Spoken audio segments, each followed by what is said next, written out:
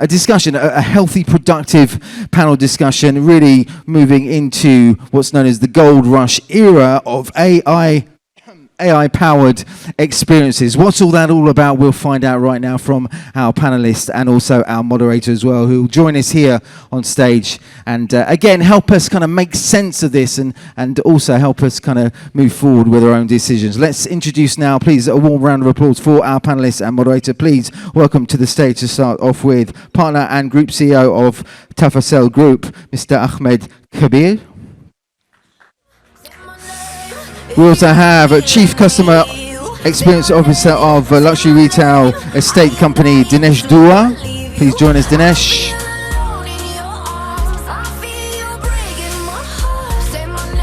Also, from Adnoc Distribution, Maaz Zahid. Come and join us, Maaz. And the man who's going to moderate this panel, who's going to shape this conversation moving forward right now. Please welcome to the stage VP and the Global Head of Marketing at Udit Agarwal.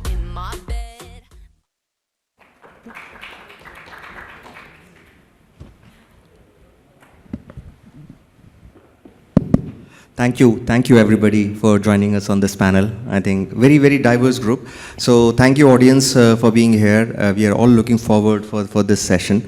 Thank you, Maaz, right? Dinesh and Ahmed. I think we are one of the very interesting times now from a customer experience standpoint, right? And how many of us here actually select or made our choices for purchase basis on customer experience, right? There's a lot of commoditization happening across real estate, retail, e-commerce, and we still go ahead and make certain purchases for us. How critical it is to make a selection basis on experience? Any show of hands? There you go. There you go. So we have, I think there is no denial that customer experience is becoming a kind of a differentiator and a currency which actually differentiates whether you select a product or you don't select a product. And I would like to start with you, Maaz. You represent a company which is into energy. Very important for all of us to operate and live. How important is the role of customer experience and operational efficiencies in a company like Adnoc, and how does it really impact the world at large with these initiatives? Good afternoon, everyone. A pleasure to be here. A lovely gathering, and I believe you guys have had quite some time to absorb a lot since morning.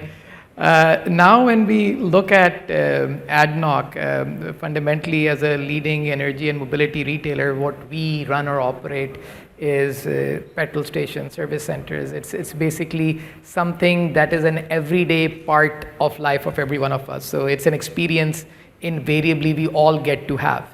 And as an incumbent leader, it's very critical for us to make that experience a key differentiator.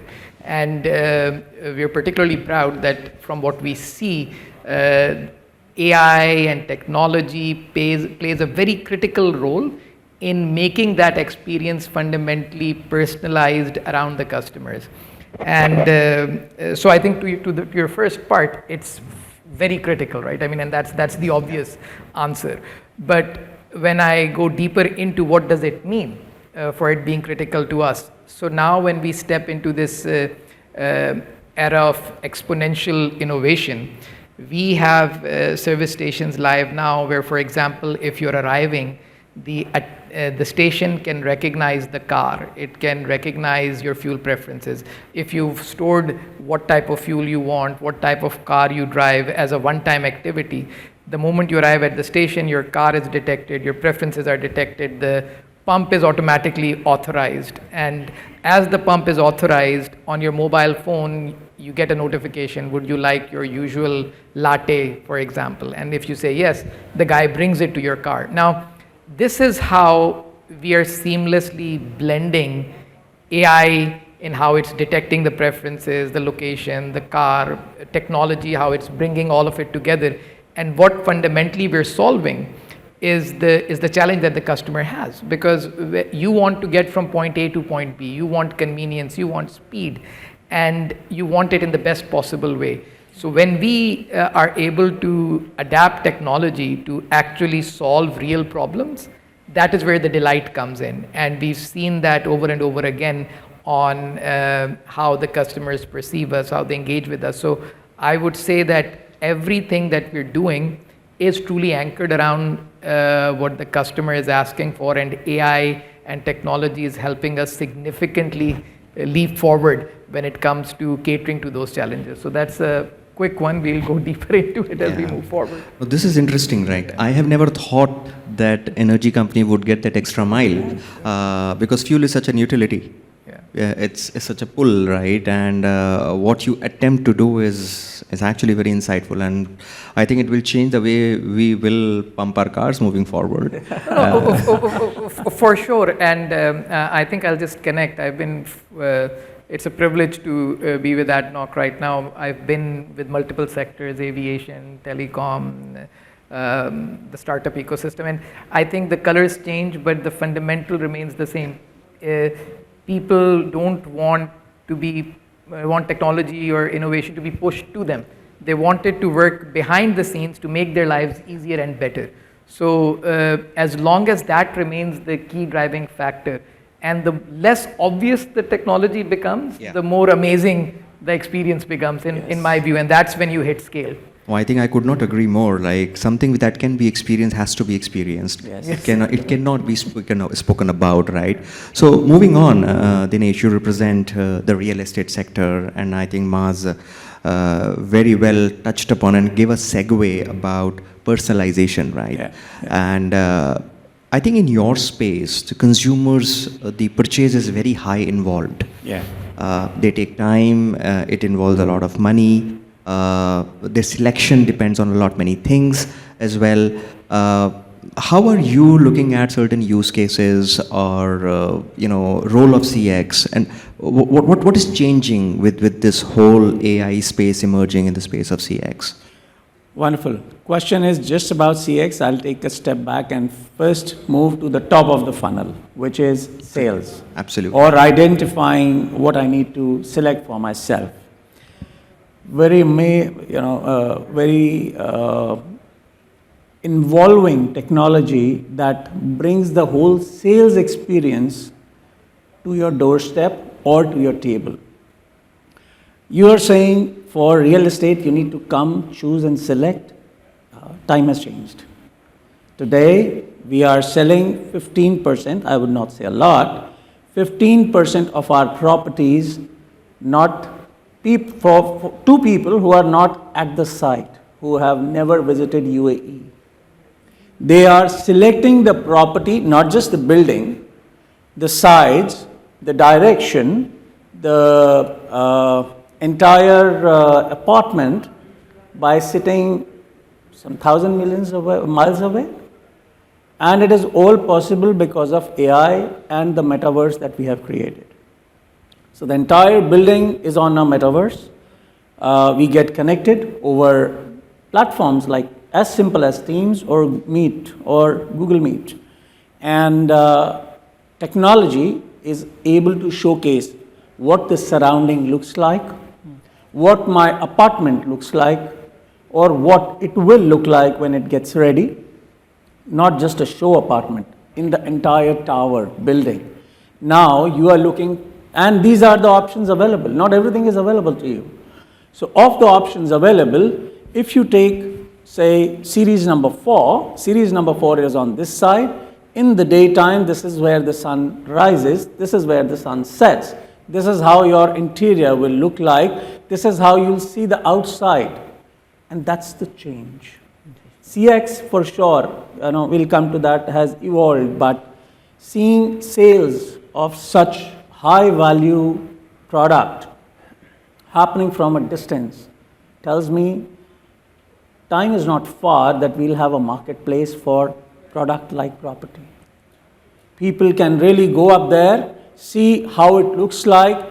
Does it suit me? Does the morning, evening window my apartment, as I walk in, do I like my kitchen to be on the left or the right? All of that can be chosen while you are sitting in your home country. You want to shift here maybe 2 years from now, and you know your property will be ready by then. You want to buy an something off-plan property. You will do that sitting at home. So that's the phenomenal golden era rush that we have in AI, that it changes everything. It tells you in what season. People ask very different questions. Can you show me how does it look like in deep summer times? So we tell them, yeah, deep summertime, your sun will be just like this. This is how you get it. Can you tell us how does it look like in the evening when there is too much of rush on the road, when there is traffic on the road? All of that is done using some of the tools that we have today. So brilliant. I think one of the interesting things is that the experience is at every place, right? It is not at a delivery. I think, Maaz, you touched upon how are you creating an experience at a delivery stage? Yeah. You talked about how you are actually helping customers select what they want in a more informed manner. Absolutely. And I think the whole piece of this, making it table stakes. Yes. Customer would say, and that's what I think all of us, I hope you agree that we are actually living in the age of customer hyper expectations.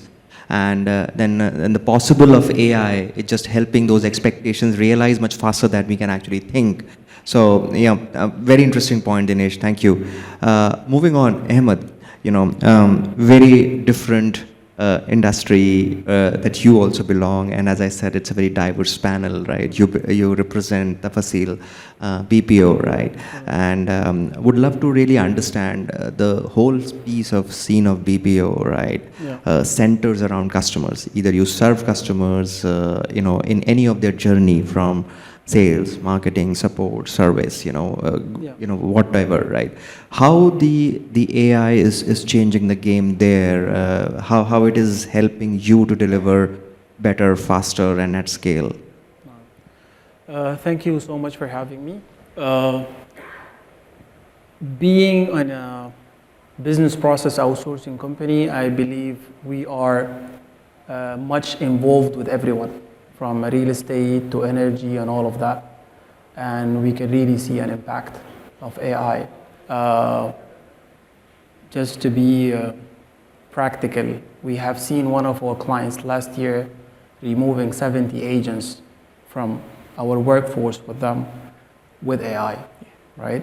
So conversational chat bots are really happening. They're working really fine. But on the other side, I can see AI actually empowering PPOs and our clients to do so. So Tafaseel operates around 7 countries and with 2,000 employees and all of that. The workforce optimization is a big thing. So with the predictive analytics of each and every person, productivity, agent utilization, and occupancy, the workforce managers have a better sight on whom to deploy and what time. Also, the augmented IVR and chat bots, conversational bots, make it easier for freeing the agent to take care of what is important. So now there are AI tools that takes care of the repetitive tasks while giving the complex issues to the AI.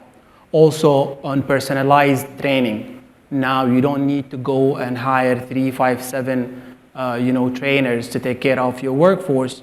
Otherwise, you will have a personalized training that is driven through analysis of each and every person performance. Wow. So if I see your performance, I'm gonna push certain content for that certain agent to take over.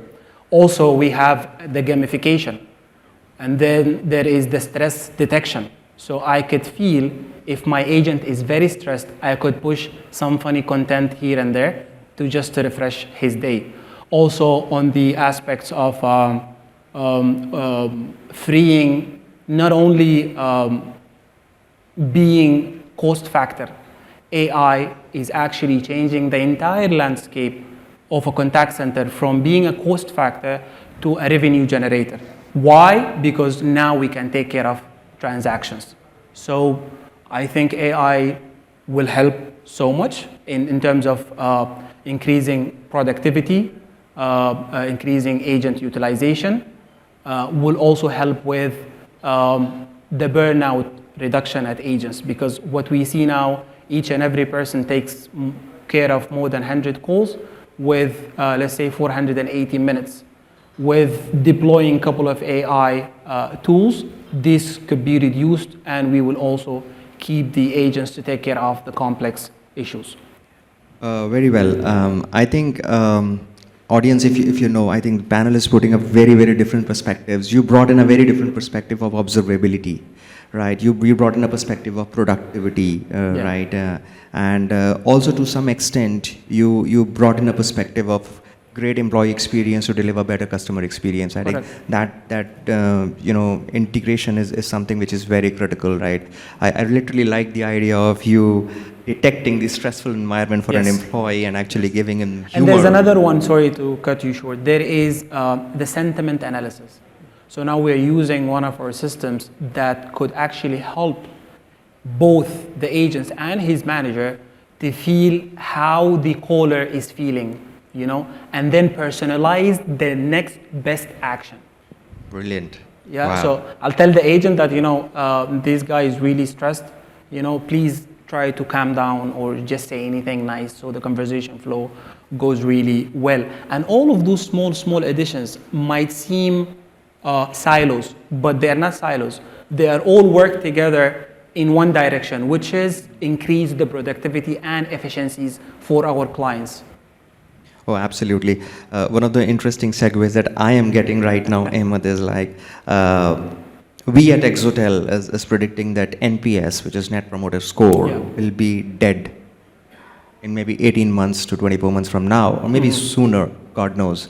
Why we say is that, I'm just borrowing what you just said, something that can be experienced need not to be spoken about. Something that can be felt, something that can be assessed real time is not, you don't need to ask for it. Exactly. So any NPS surveys that we see is about, at best, at tops, about 5%. You know, response rates. Basis on that, you do a sample size of the 95% and extrapolate that number to say, hey, you know, my NPS score is good or bad. But the examples that you quoted, right, to listen it to the customer's life, to understand their sentiment, to really understand the context that they are coming in from, what is the next best action that customer would have, would actually tell you in real time what my NPS is. Exactly. Right? You may not to have an NPS. And to add to the NPS, there is the first call resolution. The two gentlemen here, as you know, they are you know, big in their industries. The first call resolution is a big measure in the success of your customer experience, if you guys could agree to that. Absolutely. Yeah. So the implementation of AI side by side with the human could actually increase the first call resolution from the lowest at all of the industries of 50%, that could go to up to 80, 70, or even 90%. I will have an empowered person who will be able to give a resolution immediately without referring to someone or transferring the call or all of that. So first call resolution, net promoter scores, they are a very important key performance indicators that they could shape how well and how healthy your customer experience setting is. No, I think the whole foundation of this, the goldmine of data, that gets collected. I think the whole piece of conversations are so unstructured. There is a lot of data which sits in messages. CRMs can give us the data record, like this incident happened at that point in time and that day, but it really doesn't give what has happened in that conversation, what has been spoken in that call, what has been written in that message, what has been chatted on that bot. And I think that's a whole piece of unstructured data, right?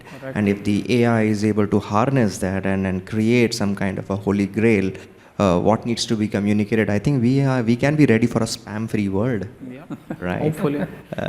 I just remember the times, I was flying an airline, I don't want to name them, a gold standard in customer experience, so you can make your guesses.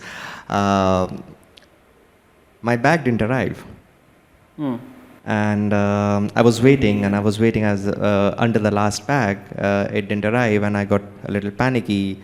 I went to the customer service and say, hey, you know what, this is my PNR number and my bag didn't arrive. Can you just check? The guy said, sir, wait for a while, it should come. I said, the last bag is off the bed. Can you tell me where is my bag? So the person out there tried to help me and just wanted to check the PNR and say, oops, your bag got left behind. I have raised a complaint for you, a ticket for you, and you should be getting it. On my way out to the airport, I got a message. Thank you for flying with us. I hope you had a great flight, and we wish you, we would like to welcome you again. I said, excuse me? Where is my bag? That was so off context. I just raised a support ticket and wanting to have a resolution of the issue that I had. So to your point, I had a very different state at that point in time. My intent is not to fly that airline again. And my sentiment is a bit frustrated at that point in time, right? So somebody, if they can detect, and companies like you, if they can help, I think it's going to be music to all of our ears. But I don't know if this question can be asked to the gentleman. Is now we're speaking about the positive side. We spoke about everything beautiful here. What is the other side to things from your perspective? Do you guys, if you allow me to ask that question? Oh, please go ahead. I think this is an interactive so panel. We have discussed everything that is beautiful. Yes. So what is not beautiful? I'm not going to say ugly. Yeah. What is not beautiful from your perspective? Yeah, of course. I'll take that first. What is not beautiful? I think from beginning of the session, we heard Swamiji say a lot of good things, and also knowing that there is a daemon of everything. Yes. And so is there for AI. Not everything is hunky-dory and will work for you on day one.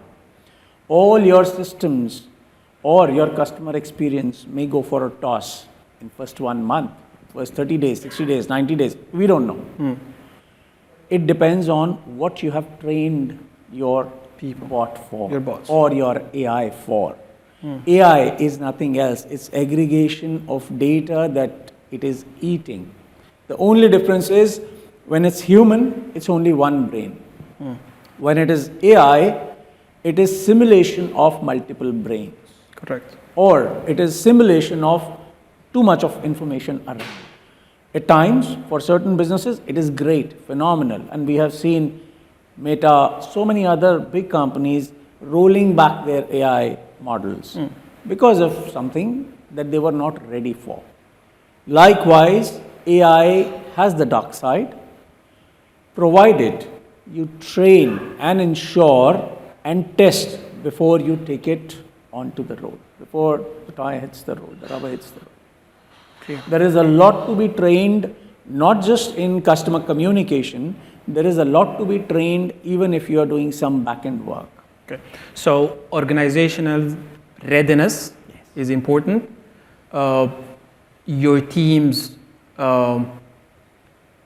readiness on understanding on why are we deploying AI is also important. The readiness of AI itself is most important, more than the surrounding. Of course, your entire organization should know if this is the first step taken by AI, what will be the next one? Don't assume. This next one is coming for you. You have to take it.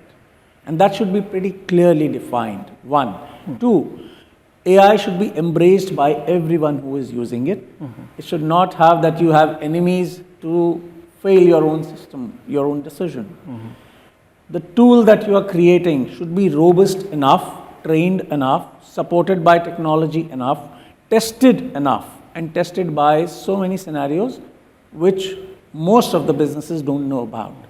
Because in past, it was human who was making selection. When it came to AI, there are so many new scenarios that come out, which were never talked about because agent would hide it under something else. Or your people would solve it, tag it somewhere else. You don't know what was the actual scenario. That comes out when no human intervention is around and a machine is telling you, this is your new scenario. Deal with it.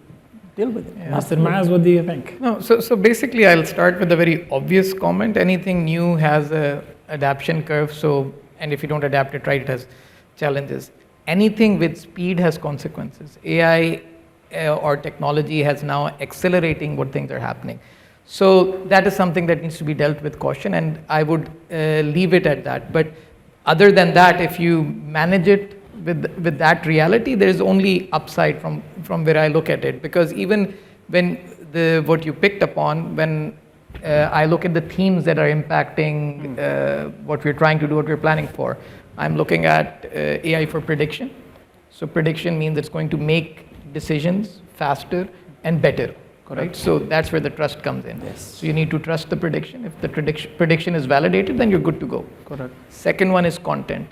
Content creation. AI is creating content. The quality of the content still needs to be moderated by a human, because that trust level hasn't been fully achieved where you can just take content and publish, right? So that's the second layer, but the content creation capability has exponentially changed, right? Correct. So the ability for AI to create content has leapfrogged. The third one that, let's say, in the type of technologies we've been working with and what we're beginning to experience is the context awareness of AI. Up until almost a few years back, or as close as a few months back, we were looking at computer vision, AI, all of these things to generate events. Correct. This has happened, door has opened, door has fuel has started, a person has arrived, female, elderly, smiling, sad, happy, but all events. What it could not build is take hundreds, thousands of events and build context. And now the ability of AI to look at a frame, to look at a picture, to look at so many variables and create context is what is the, let's say, the biggest leap in my view that I've seen or I've experienced, that now it can look at a slide, it can look at a picture, it can look at a video feed, and it can give you context. Correct. And context is the game changer, because now the human is not building context. The AI is able to look at a picture and say, this is what was happening in this. This is what I think is happening. And once we start building trust on that, that is where the risk lies as well, because there will be a time where we will trust the context of the AI. And that's another issue. That's the shift, right? Because and that is also, I mean, I've been heavily involved in autonomous tech, like when you go to self-driving cars and self-driving flights and all of those, the same things apply, because now you're trusting the AI to look at the context, to make decisions, potentially making decisions better than humans, and then that has, let's say, the other side of the equation. That's another topic. That's interesting, right? Look at the journeys that you guys are explaining here. I'm listening to it. Like the journey that you explain about is delivery. You spoke about sales as a journey. You talked about customer service as a journey, right? And I think customer is the center of all of these journeys coming together. And you actually touched upon and bring about the another nuance of this conversation is about how responsible is AI, right? I think the whole piece of, as Gartner talks about, they talks about called a TRISM, which is trust, risk management, and the security management, the trust, risk, and security management part of it, which is the governing guardrails of putting the AI in practice, especially in the organizations, right? At the research agendas is very, very different, but I think all of us represent organizations which we also deliver to customers, and data is at the foundation of it, right? So any viewpoints, so anybody could start in terms of data security, data governance part of it, or the risk management part of it from the AI. Sure. Let me take that. If you start right, or if you handle in the right manner, all engines are only there to support you. And I think AI is best enabled to handle, manage, and bring out meaningful outcomes from data.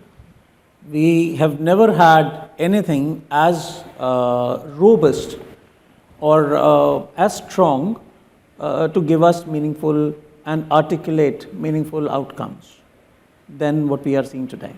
And all because AI is able to mince volumes of data, which humans were not able to do that, which algorithms earlier were not able to do. And in today's time, some of the large organizations have millions of transactions happening every minute, and they are caught, or they are to be caught. Banks used to have, I would say, hundreds of people or a huge workforce to catch or to trap or to identify any fraudulent activity, which is not required anymore. A simple algorithm or a tool can do that for you. This does not mean on the negative side that people are not required, but it makes it all the more secure than it was ever before. And I think on that, when let's say from the security point of view, again, the basic protocols remain the same. The pressures have increased because of the quantum of exchange that is happening. But meaningful articulation is, again, something very fascinating, right? Because up until now, most individuals have had to interact with technology with instructions. You would have to give specific instructions. You have to click. You have to say something particular to engage with it. What is now changing, and again the step changes, and the common themes that are coming up, that conversation becoming the new UI means that you can ramble. And that is what humans actually do. Most of the time we don't give clear instructions, we communicate aspirations. And now the ability of AI to take in those ramblings and those aspirations and do meaningful articulation on top of that and build context, again, is the other aspect of AI that we're all experiencing, and the aspect that is impacting how we are developing services and how we will be developing services, because they will no longer be based on you have to specifically pass on an instruction. You can pass on an intent and it can build a context and make an offering. Makes sense completely. Anything, Ahmed, from you on the whole piece of privacy data? Because I think as a BPO, you have an access to a lot of PII information of customers, right? Yeah. And there are human agents and there are bots which are working cohesively today. What kind of guardrails do you see before you implement AI at full scale to prevent any kind of data loss, right? For example, if I actually leave my PII to give it to somebody, be very careful about, because mobile numbers have become my financial identity for that matter, right? So do you see a role of AI in fraud detection or responsible data handling? Yeah. So let's divide that into two. The first thing is AI secure enough as a tool or as a business handler that is no longer with humans, a machine, right? Allow me to say I don't see it very secure. There is a lot of issues with... I like the honesty. To be honest, in front of everyone, everybody knows, right? I don't see AI that much of secure, at least the tools that I have seen, right? I don't know about others. Maybe you guys have been exposed to other very secure. But if, for example, you wrote anything about your job, for example, or anything in your ChatGPT, tomorrow, ChatGPT knows everything about you. What are the measures that OpenAI has taken to make sure that your data is not gonna go public if I search your name tomorrow? Is there any? Those are LLMs, large language models, that they are heavily depending on the availability of data about every and each thing. AI is simply the next generation Google, right? And they get all of these large language models from the internet. What is the privacy that those models has implemented to create those platforms?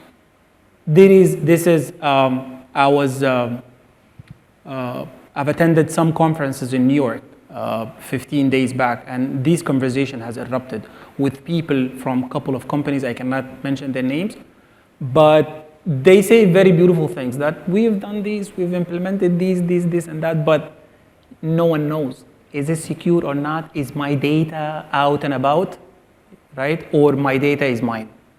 But from a service perspective or service provision perspective, we have all of, most of the companies, they have the BDC, SSI compliance, GDPR compliance, ISO 27001 compliance. All of those compliances are there. But it's with the technology companies, not the service providers, not the users, right? It's that question, if it's been asked to those companies, I don't know what the answers will be, but till date, I haven't seen any company have sealed the privacy of AI so far.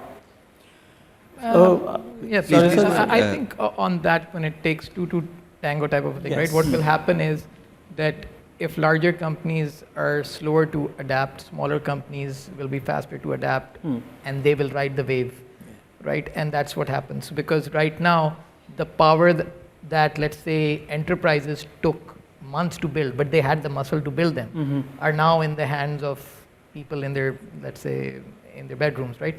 And that allows you to harness the full potential, and because it's democratized, because it's accessible. So I think it does have consequences, but it will need to be embraced. So there will be, let's say, wider, let's say, governmental level checks or organizational level checks, which apply to social media as well, which apply to search engines as well, and now obviously more so data exchange applies over here. So while there will be a set of individuals who will be very particular of how their data is there, but AI's ability to also anonymize wider segments and use those to arrive at individual segments is what also kind of, because humans are predictable.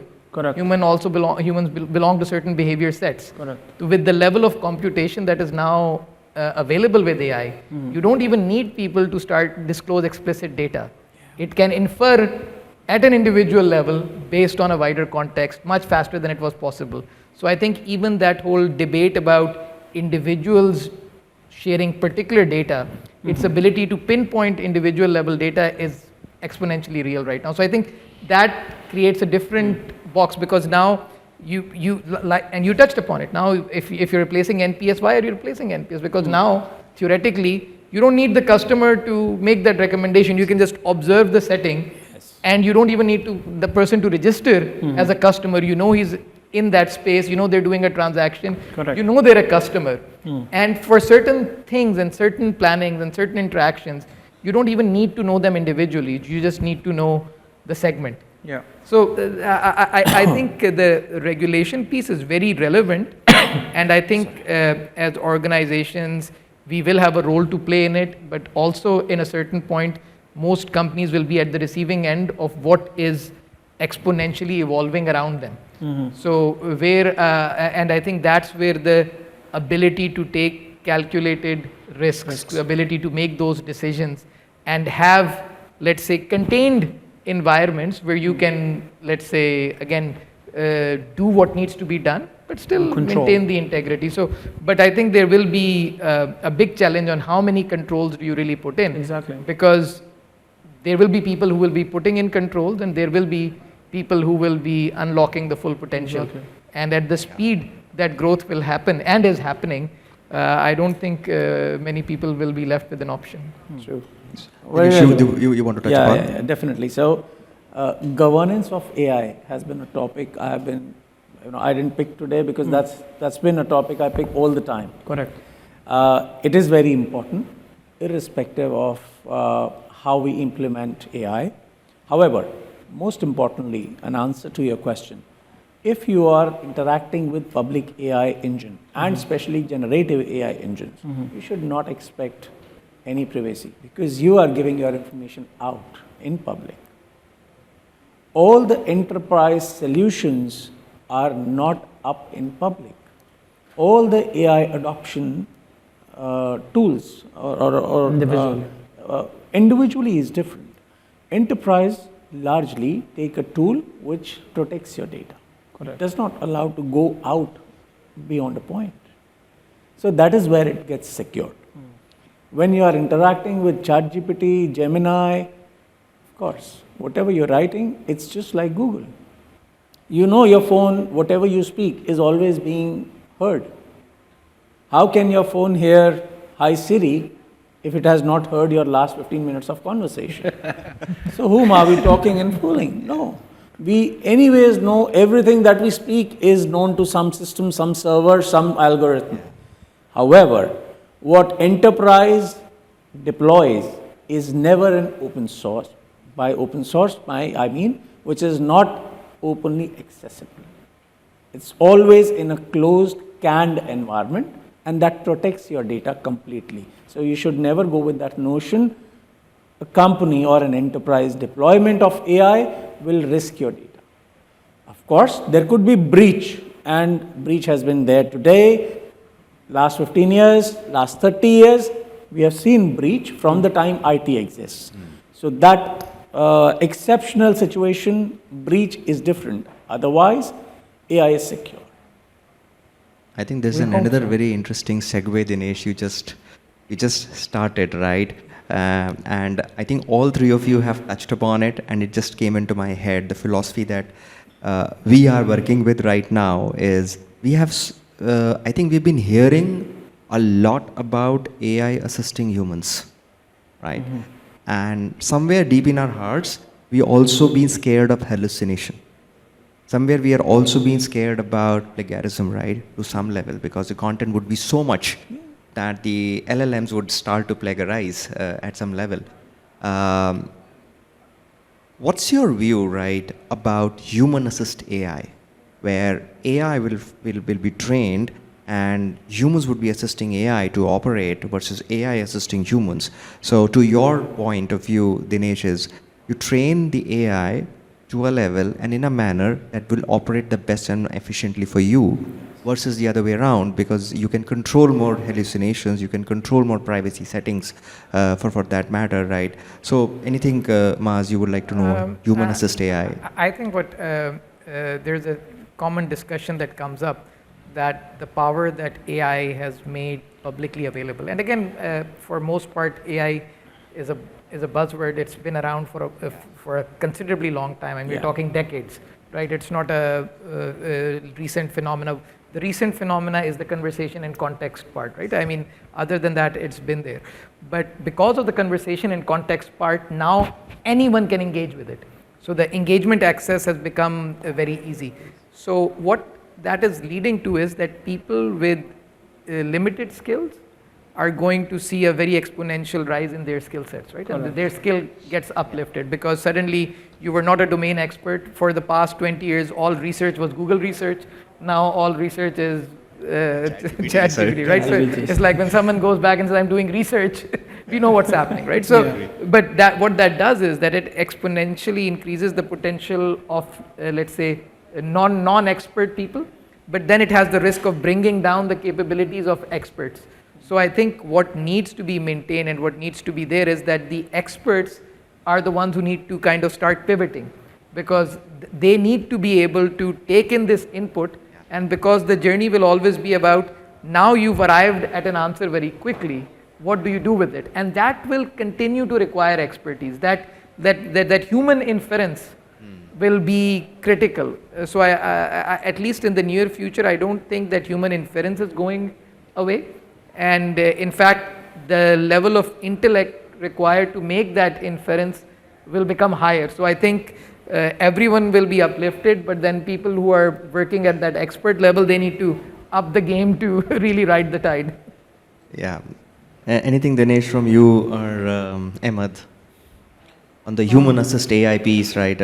How do you see that piece evolving? Do you see that role of... So humans assisting AI, not AI assisting humans. Yeah. That's the issue, because we brought AI to assist us, right? So I'll give you an analogy. Yeah. Do you know that 95% of the flight and the planes are actually being operated by co-pilots, and human pilots have a very minimal role to play in that? Yes. But no flights in the world can take off without being a human in the cockpit. Correct. Right? So it's about the human assist the AI, and I'll give you perspective, right? Where human will be actually taking over and control over the AI if it starts behaving irrationally, if it starts behaving irresponsibly, right? To your point, like if the AI bot is having a voice conversation with a customer and is unable to handle, human take over that conversation. So think about think about your AI, the first line is bots, and they are supervised by a human. You know, my only issue with that question is that we are first. We're humans. True, agree. Right? So it's an ethical naming issue for me. Because we supposed to be, AI should assist us. Because we've been created first and then we created AI.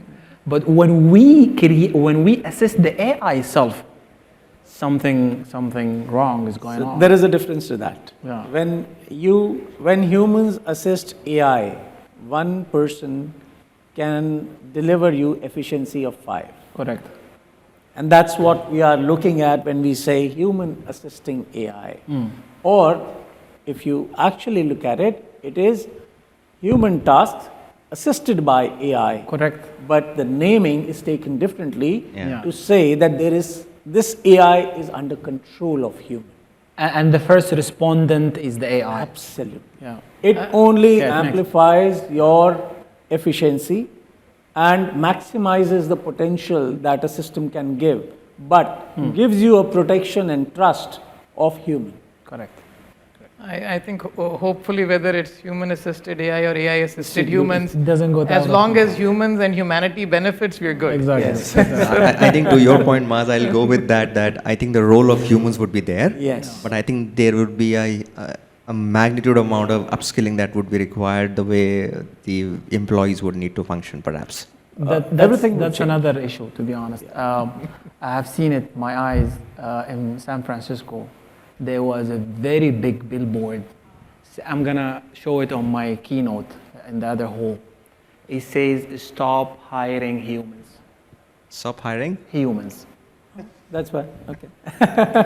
While I will not take that and then add to it. That's what's saying happening. Very big. That Well, may be indeed. practical and Guys, rude to it. again, I think my view has always been creating work for the sake of work should never be the end game.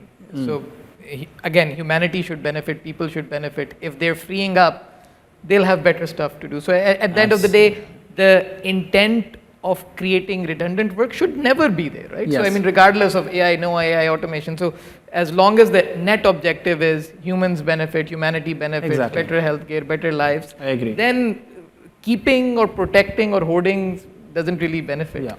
And I would honestly take this one, and that's a principle I follow, and I say we definitely require AI to be adopted. And adoption will only magnify with days to come. Yeah. And, if we have seen something taking full control in 5 years, we may say this technology taking in 2 years.